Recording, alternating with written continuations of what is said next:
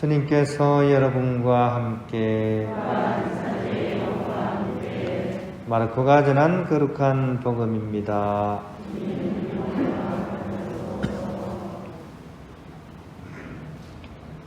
그때 예수님께서 12 제자를 부르시어 더러운 영들에 대한 권한을 주시고 둘씩 짝지어 파견하기 시작하셨다. 그러면서 길을 떠날 때 지팡이 외에는 아무것도, 빵도 여행 보따리도 전대에 돈도 가져가지 말라고 명령하시고 신발은 신되 옷도 2벌은 껴입지 말라고 이르셨다. 그리고 그들에게 말씀하셨다. 어디에서나 어떤 집에 들어가거든 그 고장을 떠날 때까지 그 집에 머물러라. 또한 어느 곳이든 너희를 받아들이지 않고 너희 말도 듣지 않으면 그곳을 떠날 때 그들에게 보이는 증거로 너희 발밑에 먼지를 털어버려라. 그리하여 제자들은 떠나가서 회개하라고 선포하였다. 그리고 많은 마귀를 쫓아내고 많은 병자에게 기름을 부어 병을 고쳐주었다. 주님의 말씀입니다. 평화를 빕니다. 오늘 명절 보내고 또 이렇게 직장에 가서 일하시기 힘드셨을 텐데 오늘 하루 잘 지내셨습니까? 오늘 또 마무리를 우리 미사와 함께 하니까 참 좋은 것 같습니다. 1917년 뉴욕의 어느 날 오후였습니다. 프랑스 출신의 화가였던 마르셀 디상이라는 사람이 점심을 먹고 나서 철공소에 들러가지고 거기서 남성용 소변기를 하나 사고 그것을 이제 집에 갖고 와서 뒤집은 뒤에 왼쪽 아래에다가 알무트라는 글자와 1917, 1917년이라는 숫자를 쓰고 이거를 이제 뉴욕 진보적인 대규모 전시회에 출품을 했습니다. 그런데 이제 이 자신이 이 조직위원이기도 한 대규모 그런 출품 전시회였어요. 여기는 이제 심사도 하지 않고 시상도 하지 않는 그런 전시회였습니다.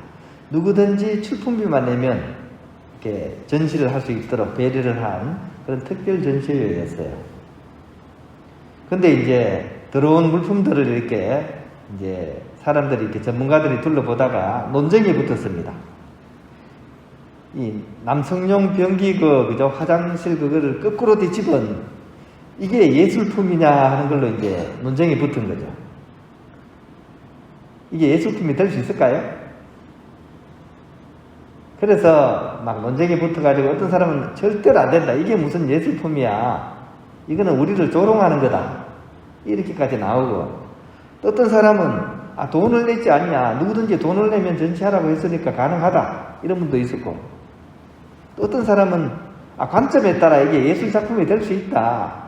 눈을 싹 감고 한번 만져봐라. 왠지 일반적인 남성용 변기와는 좀 다른 느낌이 든다. 이래가지고 막 논쟁이 붙었어요. 예술품이 맞다 아니다 이런 걸로.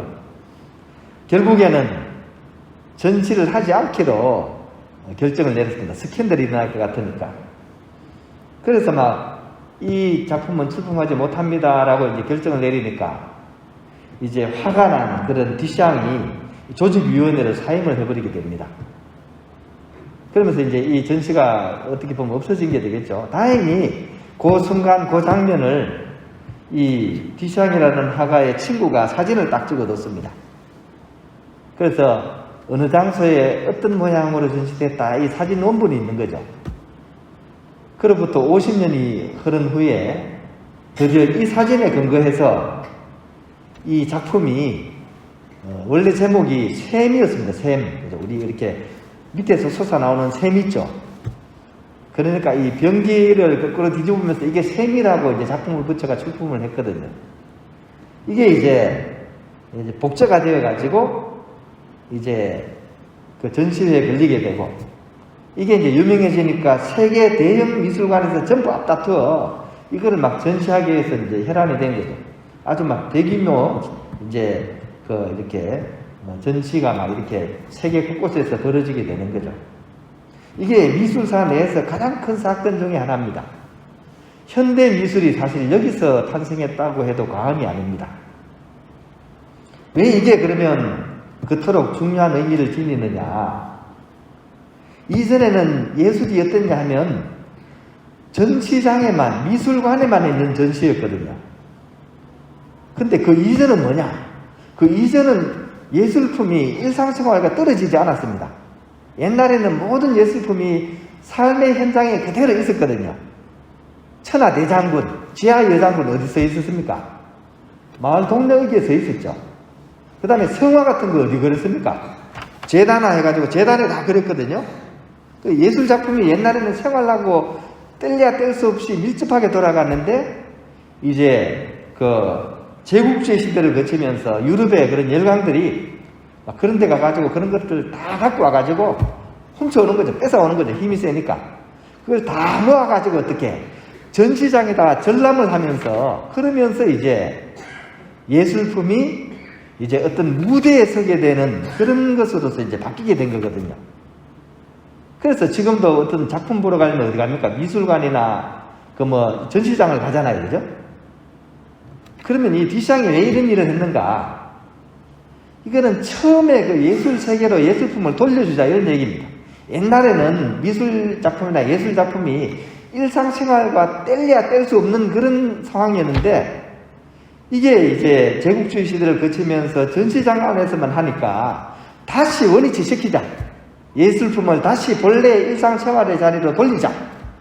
그래가지고 이 사람이 병기, 우리 일상생활에서 쓰는 거잖아요.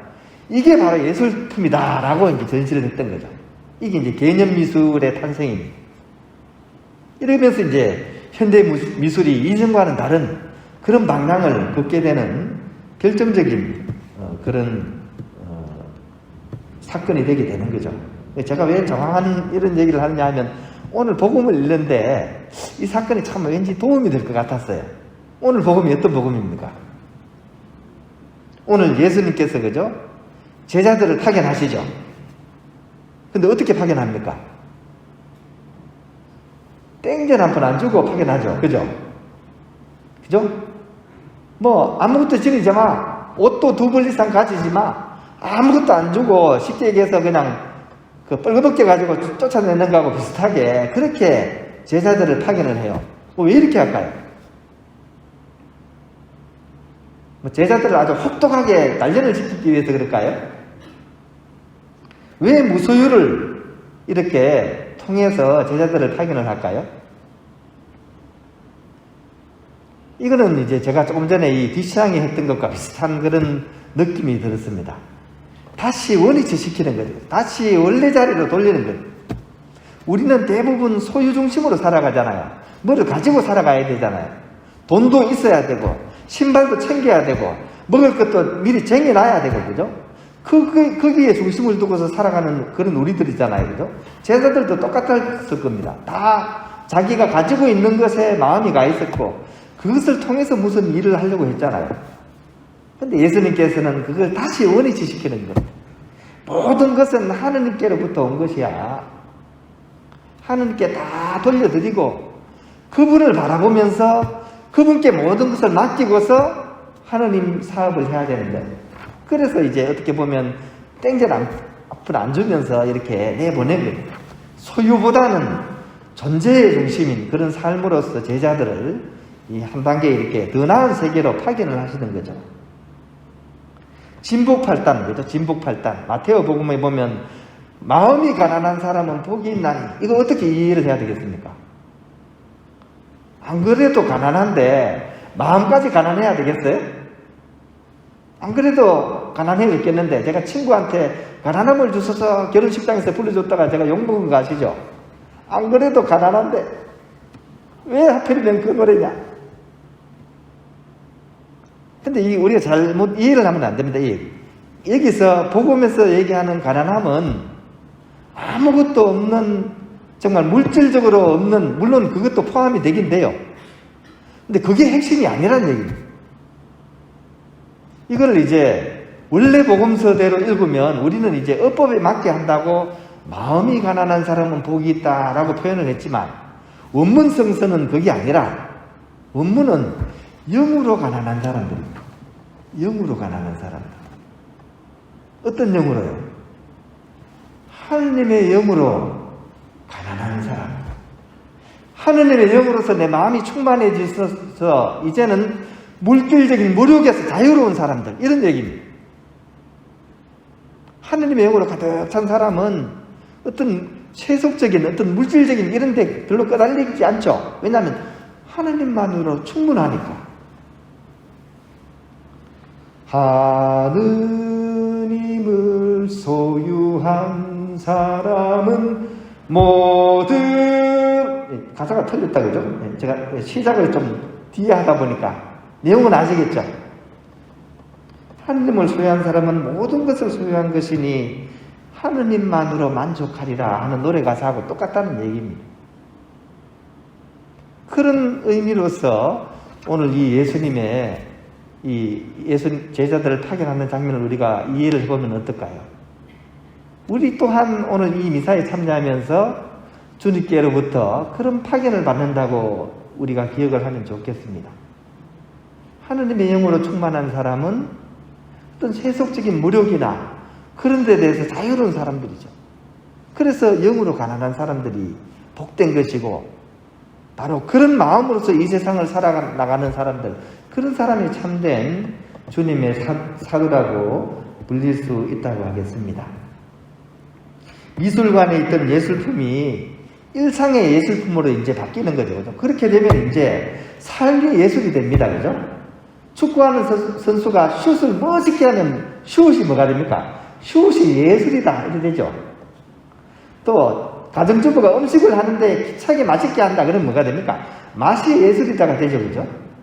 마찬가지입니다. 우리가 영으로 가난한 사람으로서 이 세상을 살아간다면 이제 우리는 삶이 예술이 되게 되는 거죠. 성경 속의 진복팔단이 아니라 내 온 삶 속에, 또 내 온 시대의 삶 속에 진복팔단이 펼쳐져야만이 참으로 예수님을 따르는 그런 그리스도인이라고 불릴 자격이 있는지 모르겠습니다. 오늘 복음을 다시 한번 우리가 읽어보고 묵상하면서 과연 나는 얼마나 하느님의 영으로 충만이 되어서 어떻게 보면 이 세상 세속적인 삶에서 얼마나 자유로운가, 나는 얼마나 소유에서 벗어나서 존재를 중심으로 살아가는가, 이런 것들을 한번 이렇게 성찰해 볼 수 있으면 참 좋겠다는 생각이 듭니다.